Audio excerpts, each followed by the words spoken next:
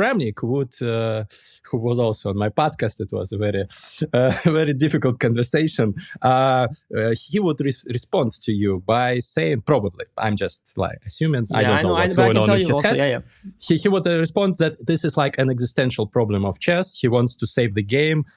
Difficult times require difficult, even extreme measures. You need to do something. So that's why he is doing everything that he can. So what's your response to that? Yeah, no, I think even more so. I think what he would say to this, his rebuttal even would be more detailed. He would say that he tried to do it, not publicly. Yeah. And that it failed. And part of it is true. I mean, I think it's true. And that makes it complicated. That's why I say that's why I said that it's not the fault of one person, because I wouldn't put all the blame on just one person here, because definitely they weren't able to do it behind the scenes. I've heard both sides of this story. It was very difficult for both sides to do it behind the scenes. Both sides felt that the other side was being unreasonable, and they couldn't meet in the middle. I think part of it was the difference in mentality as well between the parties that were discussing things. They couldn't understand each other's mentality and psychology of each other. I think, I don't know if it was possible to do it with a very good mediator. I'm not sure if it was possible, because both sides indeed are quite far apart in their ways. Like, first of all, they differ on a big topic of how many false positives is okay, which is huge. Mm-hmm. So obviously Chess.com, for example, is saying that we can only afford less than 1% of false positives. Someone like Vladimir says, okay, 5% false positive is chill, or whatever he says. He says, okay, you get banned a bit, it's fine.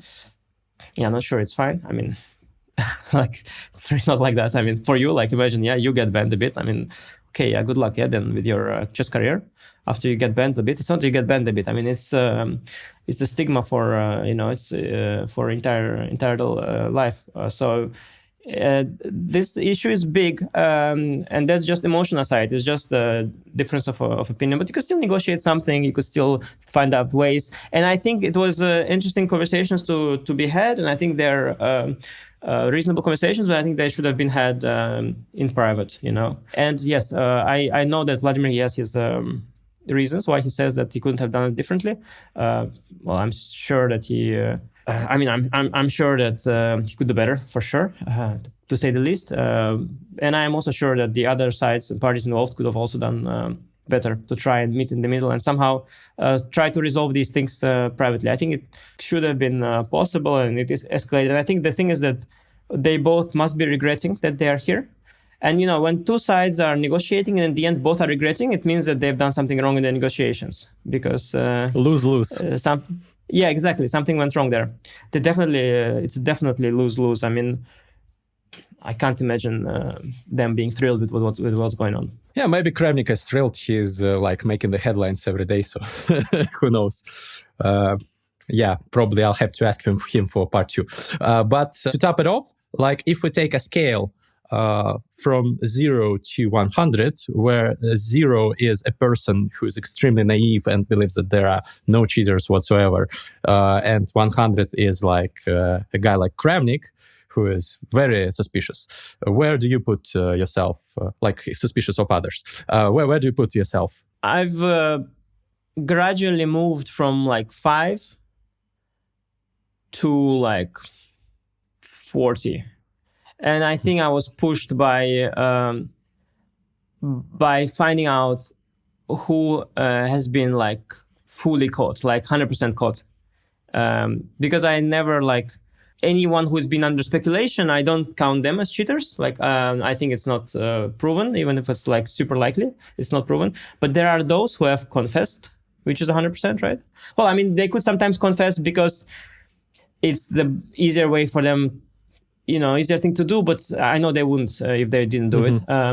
So then when I know who has confessed, and when I also know who's been caught, or it just sort of I just don't understand it. Like so initially I was trying to operate with logic and I was trying to think. So I thought, okay, it was all very unlikely and I was on 5%, but now I've moved to like definitely further there because I just don't understand what is happening. Like I don't get it. Like it's and you know the players, you know, some of them they're so like good at chess and they're so fine. And one big thing that happened to me personally, like that really moves me, is like I've had some sparring partner and we've played so many games online.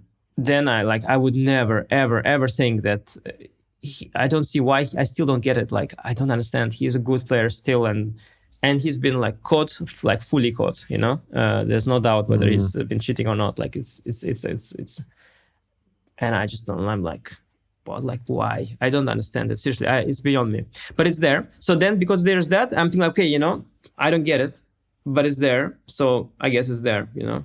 And are those names like not publicly known, but known to people within like narrow circle of top GMs, or how did you learn? Well, some are known. Some are known completely, of course. Some are known if you are like into scrolling Reddit or all kinds of weird chess forums. Some are barely public. Yeah, it's not like there's like many unknown names. There's not like many, no. But there's like, there's like probably like a couple. But also so much has already been leaked that some way or the other, that those who have been like really paying attention during the scandals, they've seen some of the names of like players from like, I don't know, top 100, top 200. It's not like too many, but the thing is that just one or two is enough.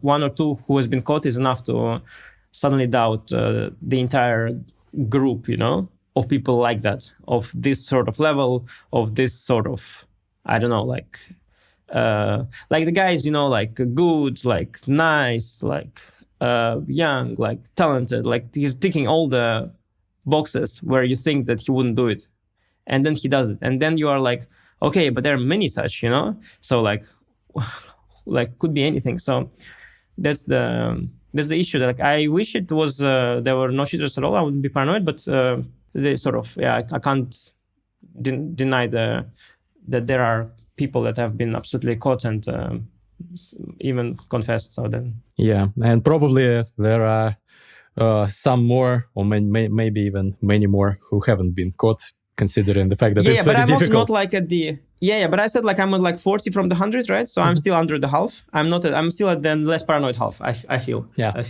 But within the less paranoid people, I'm already at the top bracket. The Overton window is shifting within this camp. Yes.